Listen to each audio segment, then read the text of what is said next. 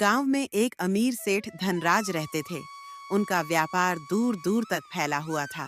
लेकिन एक दिन गांव में हड़कंप मच गया जब यह खबर आई कि सेठ जी के घर चोरी हो गई है। गांव में चोरी की खबर फैलती है। सेठ धनराज के घर हुई चोरी की खबर पूरे गांव में आग की तरह फैल गई। लोग चौपाल पर इकट्ठा होकर इस बारे में चर्चा करने लगे। अरे, सेठ जी के घर चोरी हो गई? ये कैसे हो सकता है? डरते हुए सेठ धनराज से। सेठ जी, मैंने पूरी रात पहरा दिया था, लेकिन न जाने कैसे गहने चोरी हो गए। गुस्से में गांव वालों से, मुझे पूरा यकीन है कि ये चोरी हमारे ही गांव के किसी आदमी ने की है। सोचते हुए, मेरे गहने बहुत कीमती थे, कोई गरीब ही इस तरह की चोरी कर सकता है। रवि पर शक करते हुए, रवि, तुम अक्सर मेरे घर के पास दिखते हो, कहीं तुमने ही तो ये चोरी नहीं की? डरते हुए भीड़ के बीच, मैंने कुछ नहीं किया, मैं सच कह रहा हूं।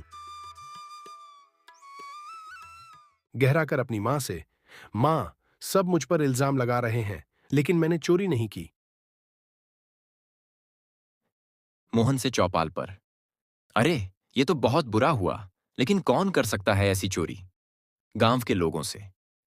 बिना किसी सबूत के किसी पर इल्जाम लगाना ठीक नहीं है। हमें सोच समझकर फैसला लेना चाहिए। रवि को चोर का सुराग मिलता है। अचानक चोर को देखकर, अरे, ये तो सेठ जी के गहने हैं। अकेले में गहनों को गिनते हुए खुश होकर, हाँ हाँ हाँ हाँ हाँ, सेठ धनराज के घर से इतने कीमती गहने चुराने में तो मजा ही आ गया। झोपड़ी में खुद से बड़बड़ाते हुए, अब कुछ दिन छिपकर रहना होगा, फिर मौका देखकर ये गहने बेच दूंगा।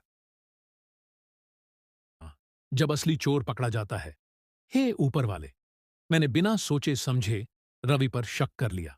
शर्मिंदा होकर रवि से, रवि, हमने तुम पर गलत इल्जाम लगाया, हमें माफ कर दो। तुम बहुत बहादुर और सच्चे इंसान हो। रवि को इनाम देते हुए, ये लो बेटा, ये तुम्हारी सच्चाई और ईमानदारी का इनाम है। मैंने तो सिर्फ सच का साथ दिया, यही मेरी मां ने सिखाया है।